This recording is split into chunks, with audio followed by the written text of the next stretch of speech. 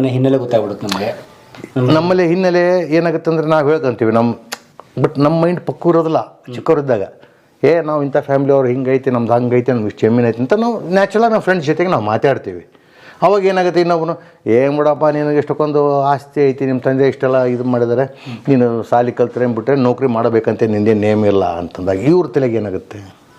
ಹೌದಲ್ಲ ಅನ್ಸ್ಬಿಡುತ್ತೆ. ಹೌದಲ್ಲ, ಎಲ್ಲ ಇದೆಯಲ್ಲ ಇದ್ರ ಮನೆಯಲ್ಲಿ ಕಷ್ಟ ಇರಲ್ಲ, ಅನ್ನೋ ಕಷ್ಟ. ಲೈಫನ್ನ ಈಸಿ ತೊಗೊಂಬಿಟ್ರೆ ಏನಾಯಿತು?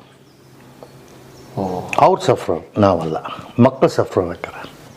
ಅದಕ್ಕೆ ಲೈಫ್ ಎಂದೂ ಈಸಿ ತೊಗೋಬಾರ್ದು. Great sir.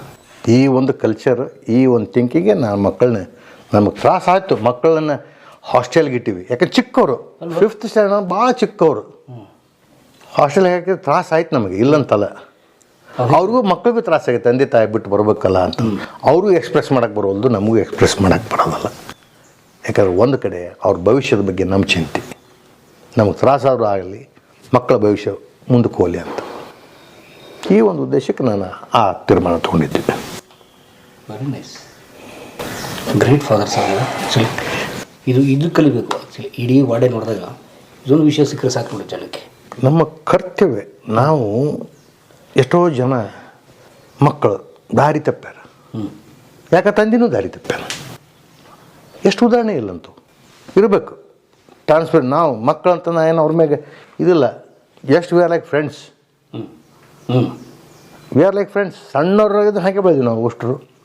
ತಂದೆ ಮಕ್ಕಳು ಎಲ್ಲದೂ ಹಂಚ್ಕೋಬೇಕು. ಮಕ್ಕಳಿಗೆ ಮಕ್ಕಳ ಮೈಂಡ್ ಸೆಟ್ನಂಗೆ ವಿಚಾರ ಮಾಡಿ ನಾವು ಹೊಂದಿಸ್ಬೇಕು. ನಮ್ಮ ಮೈಂಡ್ ಸೆಟ್ನಂಗೆ ಹೊಂದಿಸ್ಬಾರ್ದು ಮಕ್ಕಳಿಗೆ. ಯಾಕಂದ್ರೆ ನಮ್ಮ ಮೈಂಡ್ ಸೆಟ್ ಗೌರ್ಮೆಂಟ್ಗೆ ತುಂಬ ವ್ಯತ್ಯಾಸ. ಜನ್ರೇಷನ್ ಗ್ಯಾಪೇ ಇರುತ್ತಲ್ಲ, ಗ್ಯಾಪೇ ಇರುತ್ತೆ. ಅವ್ರೇನೋ ಮಾಡ್ತಾರೆ, ಅವ್ರಿಗೆ ಸರಿಗೆ ಅನಿಸಿರುತ್ತೆ. ಅದು ನಮ್ಗೆ ತಪ್ಪಿರುತ್ತೆ. ಸ್ವಲ್ಪ ತಿಳುವಳಿಕೆ ಕೊಟ್ಟು ಹೇಳಿ, ಇದು ಮಾಡೋದ್ರಿಂದ ಹಿಂಗಿದೆ ಅಥವಾ ತಪ್ಪು ಮಾಡೋಕ್ಕತ್ತಂದ್ರೆ ಸ್ವಲ್ಪ ಬಿಟ್ಬಿಡ್ರಿ, ತಪ್ಪು ಮಾಡಲಿ, ದೆನ್ ತಿದ್ರಿ, ತಿಳಿಸಿ ಹೇಳ್ರಿ ಹಿಂಗೆ ಅಂತ. ಅದನ್ನು ಮಾಡಿ. ನಾವು ಮಕ್ಕಳನ್ನು ನಾವು ಹೆಂಗೆ ಬೆಳೆಸ್ತೀವಿ, ನಾವು ಯಾವ ಥರ ಬೆಳೆಸ್ತೀವಿ ಅದ್ರ ಮೇಲೆ ಅವರು ಮತ್ತು ಯಾವ ವಾತಾವರಣ. Super sir, thank you sir. ತುಪ್ಪ ಸಮೇತ ನಾವು ರೆಡಿಮೇಡ್ ತರೋದಲ್ಲ ಸರ್. ಮಜ್ಜಿಗೆ ಮಾಡಿ ಬೆಣ್ಣೆ ತೆಗೆದು ತುಪ್ಪ ಮಾಡೋದು. ಓಕೆ, ಚಟ್ನಿ ಪುಡಿನ? ಹಾಂ, ಪುಡಿ. ಇದು ಆಚೆ ಸಿಗಲ್ಲ. ಹಾಂ, ನಾವೇ ಮಾಡಿ. ಹೌದಾ? ಇದೊಂದು ಬೇರೆ ಇದೆ, ಬೇರೆ ಟೇಸ್ಟ್ ಬರುತ್ತೆ. ಅದು ಶೇಂಗಾ ಚಟ್ನಿ? ಶೇಂಗಾ ಚಟ್ನಿ ಅಲ್ಲ, ಶೇಂಗಾ ಚಟ್ನಿನೂ ಅಲ್ಲ, ಕಡಲೆ ಚಟ್ನಿನೂ ಅಲ್ಲ. ಸರಿ. ತುಪ್ಪ ನೋಡಿ ಹಂಗೆ ಟೇಸ್ಟ್ ನೋಡಿ.